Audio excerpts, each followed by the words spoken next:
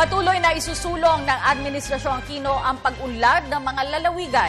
Kaugnay nito ay binisita ng Pangulo kanina ang Oriental Mindoro kung saan ipinagmalaki niya ang mga proyekto ng pamahalaan sa nasabing lalawigan. Ang buong ulat mula sa aming kasamang si Haji Camino via phone patch. Haji?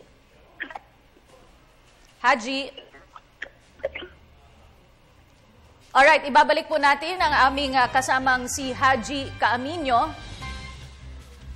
Samantala ay tutukan po muna natin ang aming nauna ng balita tungkol sa mahigit 70 Filipino peacekeepers na naiipit sa standoff sa Golan Heights sa kasalukuyan. Ang detalye sa ulat ni Waywaya Macalma.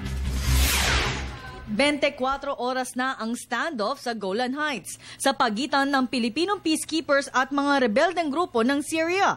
Pero umaasa ngayon si Defense Secretary Voltaire Gasmin na matatapos na ang standoff. Anya, positibo ang nagiging development sa negosasyon na ginagawa ng United Nations.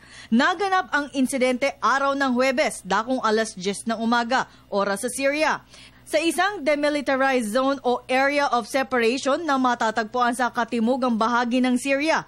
Naganap ang hostage-taking sa mga Fiji nationals. Ito matapos nilang isuko ang kanilang mga armas.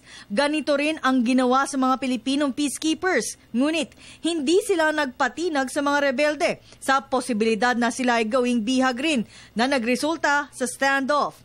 Dagdag pa ni Gasmin, habang naka-stand off ang mga sundalo, ang kanilang posisyon ay nasa defensive mode na. The Syrian rebels also surrounded the encampments of the Philippine contingent. Our peacekeeping forces are holding their ground to defend their respective positions. This resulted in a standoff which is still prevailing, a prevailing situation in the disengagement area supervised by the UNDOF.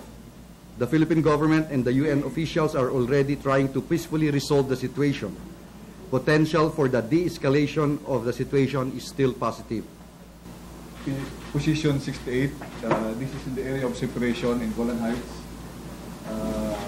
Also we have here the two of our positions were on standoff with the rebels, the armed elements, anti-government armed elements. Also here in position 69. Which is also in the area of separation. Ayon kay Undersecretary Natalio Ecarma, nagbigay ng ultimatum ang mga rebelde sa mga Pilipinong sundalo. Ngunit wala namang naganap sa ibinigay na ultimatum. Ngunit hindi naman inilahad ng opisyal kung ano ang ultimatum na ibinigay ng mga rebelde. We're hoping and praying, okay, what is happening right now is this. Okay, sa area, they are surrounded, di ba? Okay. They gave us an ultimatum. This is based on report earlier. Was it discussed earlier, di ba?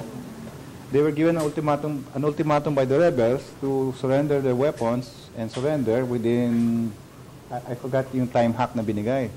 No? Pero wala silang ginawa. So this may be a good indicator that they really do not mean what they say. Well, we're hoping and praying that it will not escalate. Gayunman, pangunahing misyon ng pamahalaan ay ang kaligtasan ng bawat sundalong peacekeepers. Ito ay sa kabila ng well-trained at armado na mga matataas na kalibre ng mga baril ang mga sundalo. Ayon kay Colonel Roberto Angkan, patuloy ang koordinasyon nila sa mga Pilipinong sundalo sa Golan Heights at kanila nang naimpormahan ang mga kaanak na mga sundalo.